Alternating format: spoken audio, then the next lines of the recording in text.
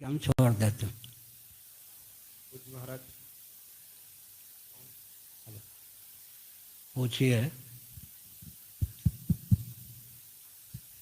पूज्यपाद महाराज श्री के चरणों में प्रणाम। गीता जी को आपके द्वारा श्रवण करते हुए काफ़ी समय उसमें एक प्रश्न गीता जी से ही उसमें दो प्रश्न बन रहे मेरे हिसाब से। एक तो गुण धर्म जो है वो स्वाभाविक आपके मुखारबिंद से सुनते आए हैं। दूसरी तरफ जो स्वाभाविक कर्म हैं ब्राह्मण क्षत्रिय वैश्य के कृषि गोरक्ष वाणिज्यम आदि, तो आज के युग में उनको कैसे समझा जाए और वो दुरूह लगता है। क्या कहा? क्या कहा?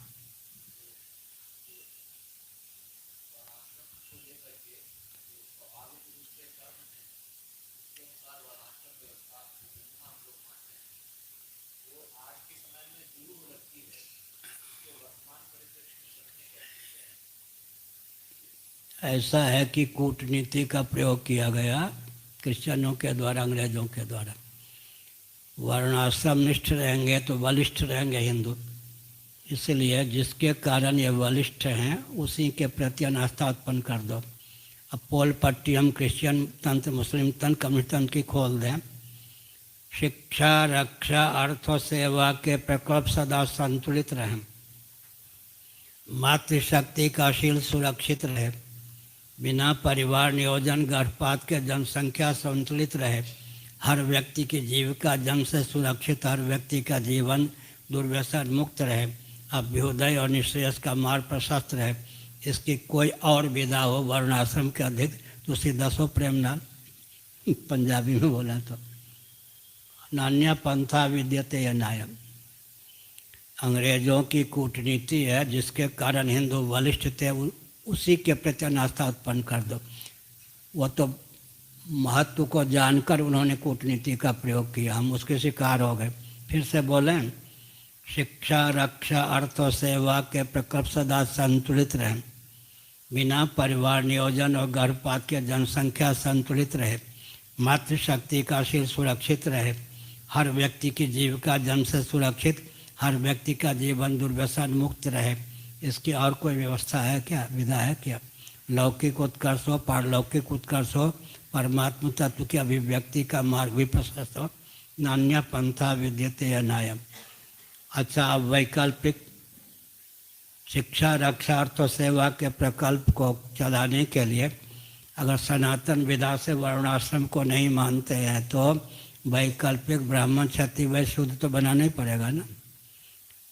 क्या शिक्षा, रक्षा, अर्थ और सेवा का प्रकल्प तो America, Britain, Germany, Japan, France को भी चाहिए। वैकल्पिक ब्राह्मण आदि बनाएंगे तो समय का अधिक उपयोग होगा, संपत्ति का अधिक उपयोग होगा। पाँव को कितना भी प्रशिक्षण दे, हाथ मुँह का रूप नहीं धारण कर सकेगा, संस्कार का आधार नहीं होगा, संतुलन बिगड़ जाएगा। उनके यहाँ जो त्रुटि है उस त्रुटि को छिपाने के लिए हमारे गुण के प्रति अनास्था उन्होंने उत्पन्न की। ये कूटनीति है उनकी। अब एक दो चार वाक्य में ही साहब मनु को गाली देने वालों की सबकी बोलती बंद है आजकल। शास्त्रार्थ की क्या जरूरत है, दो चार वाक्य में ही सबको मौनी बाबा बना दें। प्रवृत्ति की सार्थकता निवृत्ति में है, निवृत्ति की सार्थकता निर्वृत्ति में है। यही मनुस्मृति का सारांश, इसका कौन खंडन करेगा? प्रवृत्ति की सार्थकता निवृत्ति तो महाफला। जावाल दर्शन उपनिषद निवृत्ति की सार्थकता निर्वृत्ति में पूरा वैदिक वाङ्मय आ गया। नहीं, प्रवृत्ति, जिस प्रवृत्ति के गर्भ से प्रवृत्ति निकलती जाए उस प्रवृत्ति की दुर्गति मानी जाएगी या नहीं?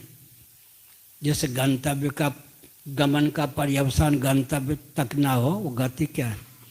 गंतव्य तक पहुंच के गति शांत हो जाती है या नहीं? ये भौतिकवादी जितने होते हैं इनकी पोल पट्टी खोल दें।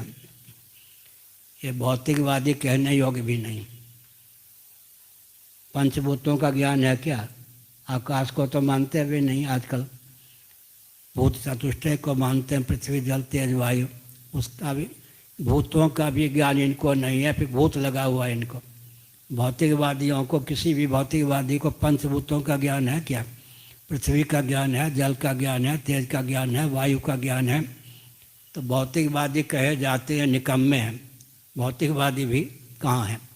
दूसरी बात है कि इंद्रियों की गति केवल वर्तमान तक होती है, मन की गति भूत भविष्य वर्तमान तीनों कालों में होती है। कालातीत अव्याकृत तो परमात्मा में भी मन की गति होती है। इसलिए तैत्तिरीय उपनिषद ने मनोनिष्ठ मनोमय कोष में वेद को प्रतिष्ठित माना, इंद्रियों में नहीं। इंद्रियों की गति केवल वर्तमान तक होती है, मन की गति भूत भविष्य वर्तमान तीनों कालों में कालातीत अव्याकृत तो परमात्मा में भी होती है। और कोई प्रश्न?